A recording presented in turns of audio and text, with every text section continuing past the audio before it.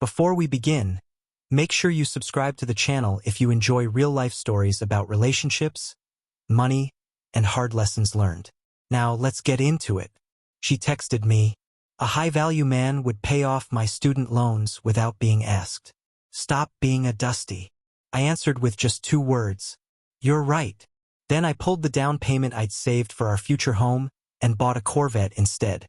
I sent her a selfie from the dealership. The caption read, "A high-value man drives whatever he wants." Minutes later, my phone filled with hysterical voice notes, begging me to undo the purchase. I'm 33 years old, male, and I work as a project manager for a large industrial engineering firm. My job revolves around schedules, budgets, and managing expectations. Every day, I deal with contractors trying to cut costs and clients demanding luxury results on bargain budgets. Spotting a bad deal isn't just a skill for me, it's second nature. I earn solid money well into 6 figures, but I don't live flashy. I keep my expenses low on purpose. I drive a 2015 Toyota Camry with 140,000 miles. I bring my lunch to work. My wardrobe is Carhartt jackets and Red Wing boots, not Gucci or Balenciaga. All of that is intentional because I've had one clear financial objective: buy a house either outright or with a massive down payment before I turn 35. I despise debt. It's the kind of thing that keeps you staring at the ceiling at night. I've been dating Kayla, 29, for 3 years. She works as a social media coordinator at a small marketing agency. She earns a reasonable income, but when it comes to money management, she's clueless. Most of her financial education comes from TikTok and Instagram, dating coaches and lifestyle influencers who insist that if a man doesn't buy you a G-Wagon on the first date or immediately pay your rent, he's a Dusty. Dusty, according to internet slang, means low value, broke, or stingy. For the most part, I tuned it out. I treated her well. I paid for every date, every vacation, every dinner. She moved into my apartment 2 years ago and hasn't contributed a single dollar toward rent or utilities. I covered everything so she could focus on saving and paying down her student loans. Those loans totaled around $60,000 from a private university communications degree. Last week, we were browsing Zillow together. I pulled up a listing I'd been watching closely, a beautiful 4-bedroom craftsman sitting on 2 wooded acres. It was perfect. "I can put 40% down on this right now," I told her, genuinely proud. "My savings just hit the number. If we make an offer, the mortgage would be nothing." She studied the screen, then looked at me. She wasn't smiling. She wasn't excited. She looked irritated. "So you've got $200,000 just sitting in your account?" she asked, squinting. "Yeah," I said. "That's the house fund. I've been working toward this for 5 years. Her expression hardened. "And you're letting me struggle, paying the minimum on my student loans every month?" The mood shifted instantly. "Those are your loans," I replied carefully, "from before we even met. But we're building a future together," she shot back. "If you were a real provider, you'd wipe out my debt so we could start fresh. Instead, you're hoarding money while I'm drowning in 6% interest. It's selfish. You're sitting comfortably on a life raft while I'm sinking." "I'm not watching you sink," I said, staying calm. "I pay for your rent, your utilities, your groceries. That's the life raft. The house is the destination." "It's not enough," she snapped. "You clearly don't care about my peace of mind." She stormed into the bedroom and slammed the door. I went back to my spreadsheet, annoyed but convinced she just needed time to cool down. 2 days later, I was at work overseeing a concrete pour when my phone buzzed. It was a screenshot of a TikTok video titled, "5 Signs He's a Dusty." The influencer was wearing sunglasses indoors, rambling about access to resources. Below the screenshot, Kayla had written, "I've been thinking about us. A high-value man would pay off my student loans without hesitation. He'd want his woman debt-free and stress-free. Stop being a Dusty and step up. I need you to wire $62,400 by Friday, or I'm reconsidering this relationship. I know you have it." I stared at my phone. The concrete mixer thundered behind me, but everything inside my head went quiet. That wasn't a request. It was a demand. She saw the money I saved by driving a beat-up Camry and eating leftovers, and decided it belonged to her. She didn't see a home for us. She saw a piggy bank waiting to be smashed. She was using the threat of a breakup to squeeze me for cash. Something inside me broke, but not loudly. It was a cold, clean snap, like a steel bolt shearing in half. She wanted a high-value man. Fine. I'd show her exactly how a high-value man chooses to use his resources. I typed back, "You're right." Her reply came instantly. "I knew you'd understand. Thank you, baby. I'll send the account info." I didn't respond. Instead, I walked over to my foreman. "I'm heading out early. You've got this." He looked surprised. "Everything okay?" "Yeah," I said. "I've got a purchase to make." I drove straight to the Chevrolet dealership. For 2 years, I'd been quietly admiring the C8 Corvette Z06. I knew every spec by heart. I'd built it online more times than I could count, always telling myself the same thing. The house comes first. Practice delayed gratification. That day, the delay was over. I stepped onto the showroom floor. A salesman glanced at my dusty work boots and safety vest and gave me that polite but dismissive look. "Can I help you find something in the used lot?" he asked. "I want the torch red Z06 on the ramp," I said, pointing. 3LZ package. His eyebrows lifted. "That's a serious car, sir. There's a markup due to demand." "I don't care," I replied. "I'm paying cash. Today." His attitude flipped instantly. "Right this way, sir. Can I get you an espresso?" 90 minutes later, the paperwork was done. I called my bank and approved a wire transfer for $148,000.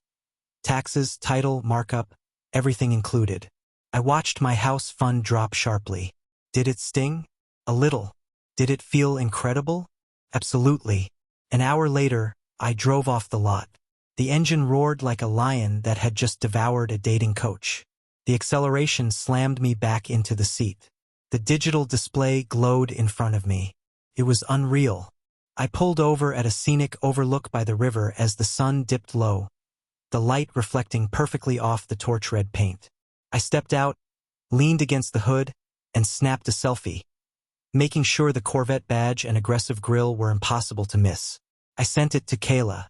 Caption: "You were right. A high-value man doesn't hoard money. He drives what he wants. Meet the new love of my life. Dusty no more."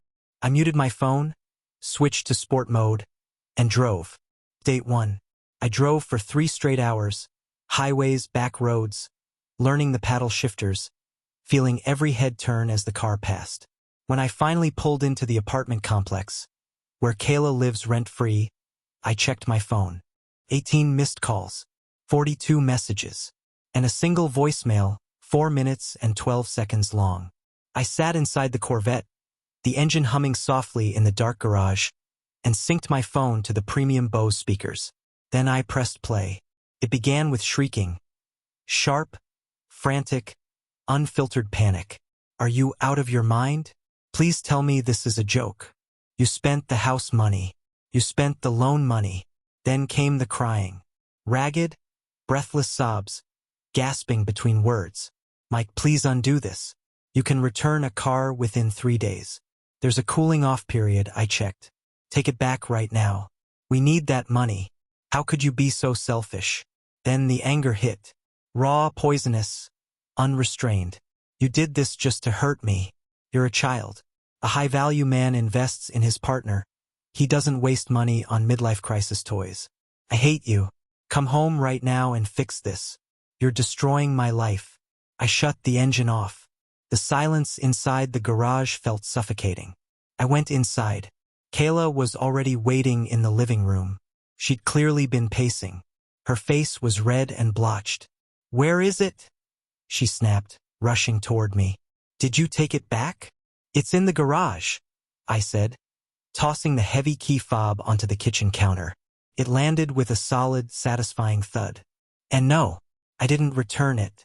It's mine. The transfer cleared. It's done." Her eyes widened. "You spent how much?" "About $150 all in," I replied calmly, opening the fridge and grabbing a bottle of water. Dealer markup was brutal, but for AZ06, worth it. She whispered, You spent the down payment, and collapsed onto the couch like her legs gave out. We were supposed to buy that house, the one on the hill. No, I said, leaning back against the counter. I was going to buy that house with my money, and you were going to live in it. But then you called me Dusty for saving. You said a high-value man spends. You told me to step up. So I did. I stepped up into a supercar. I was just trying to motivate you, she cried. It was a TikTok thing. I wanted you to show you prioritized me. I didn't mean go buy a Chevy. You gave me an ultimatum, I said evenly. Wire the money or rethink the relationship. I accepted your terms. I'm not paying your loans. So per your message, you're now rethinking the relationship.